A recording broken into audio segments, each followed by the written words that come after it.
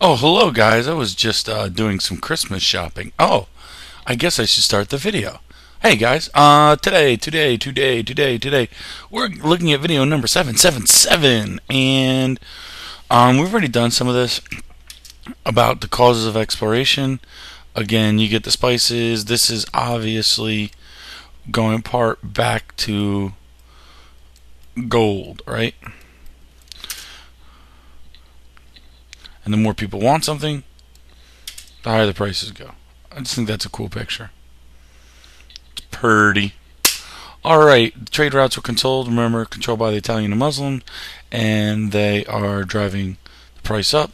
Other traders didn't like the way the Italian merchants were doing business, basically jacking the prices up. So they're like, let's look for new trade routes. The other, we talked about this before, God. Again, legacy of the Crusades, legacy of the Crusades, legacy of the Crusades. Alright. 3, I like this, God, glory, and gold. Bartolomeu Diaz says, to serve God in His majesty, to light to those who are in the darkness, and to grow rich as men, as all men desire. So again, God,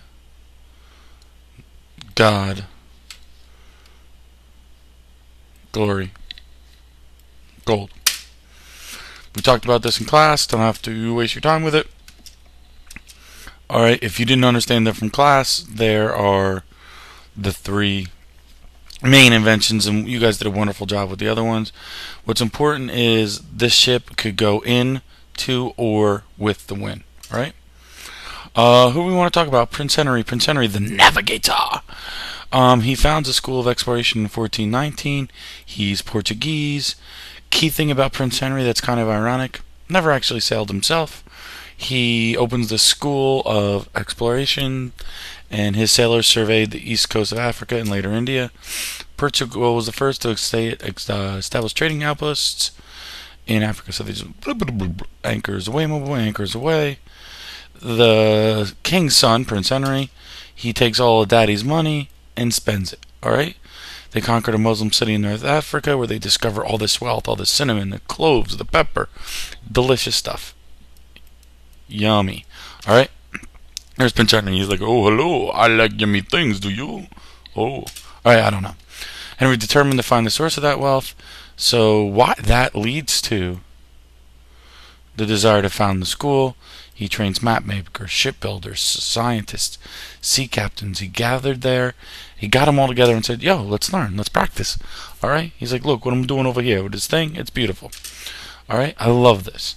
This is an actual monument in Lisbon, Portugal. Down here are all of basically the prominent Portuguese explorers. But Prince Henry is in the front, and this monument was built in 1960. Pretty neat way to kind of look at it.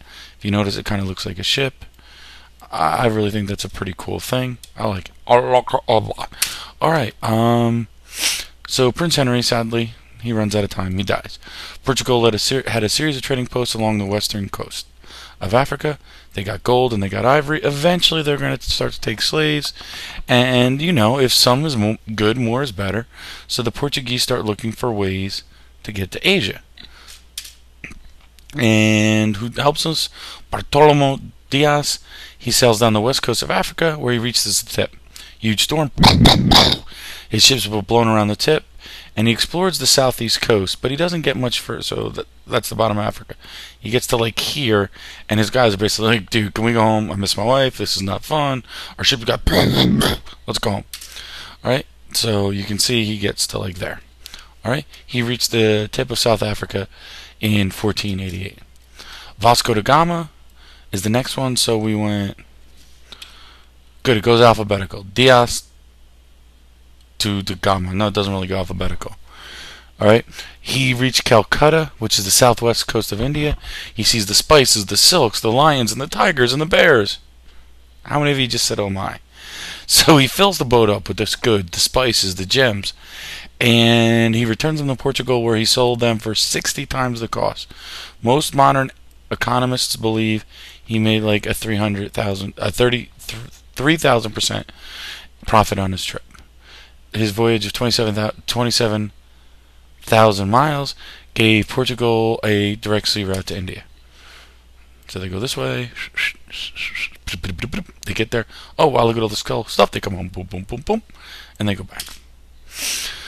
Next, we got Christopher Columbus, who's obviously very controversial. We will talk about him in class.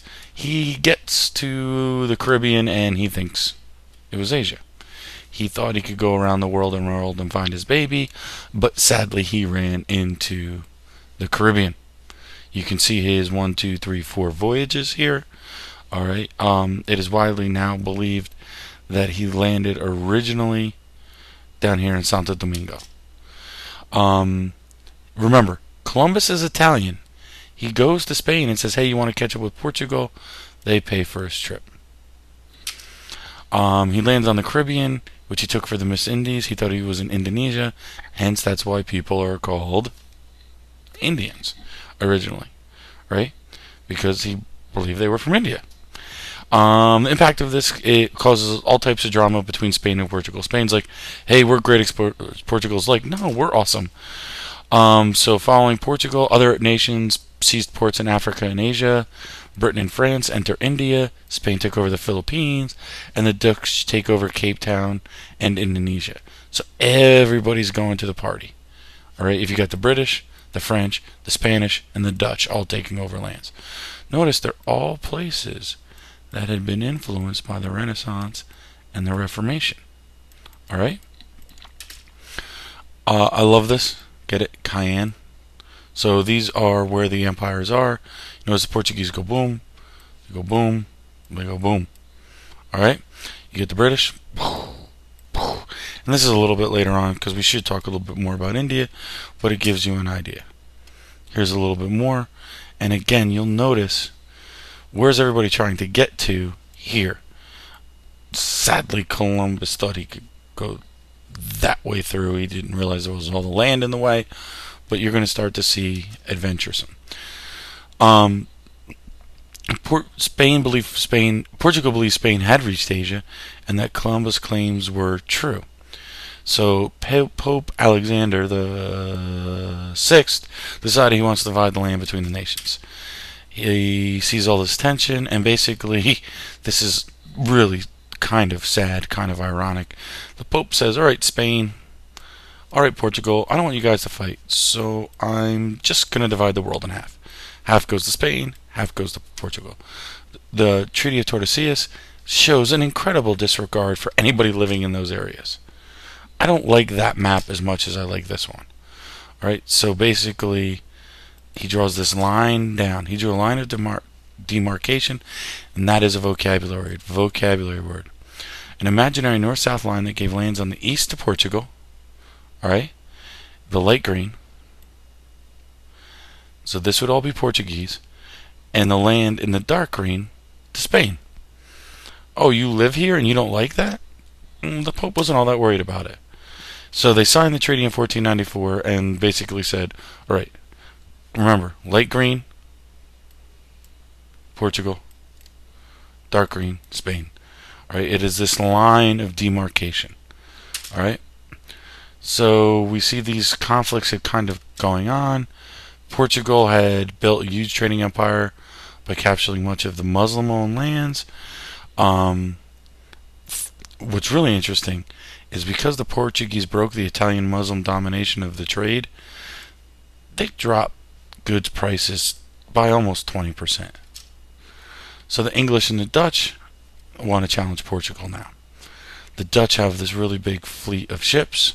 They form an East India Company to establish a direct trade route through India. It also gave them the power to mint money, make treaties, and raise armies. Basically, this is a company that's an extension of the government. India curry, yummy. The Dutch East India Company was the first corporation in history controlled Indonesia, established in 1602 after the Dutch freed themselves from Spanish, and it's a private company owned by Dutch investors. Remember, there's an English and a Dutch East India Company. The Dutch East India Company eventually drove out the English and established dominance over the region. By 1700, the Dutch ruled much of Indonesia, the Spice Islands, and the Cape of Good Hope. The French tried to establish their own. They fight with the Dutch and eventually establish one outpost in India. All right. And what's interesting is all the Europeans took control of many port cities because the Europeans weren't interested in anything other than the port. Go get what they want, take it home. Go get what they want, take it home. Go get what they want, take it home. So that's our video for today. I tried to make it a little faster because we've already had one. Alright, now I'm going to go back and Christmas shop. Alright guys, I hope you have a good day. I need to get that one. Alright, have a good day y'all. Bye.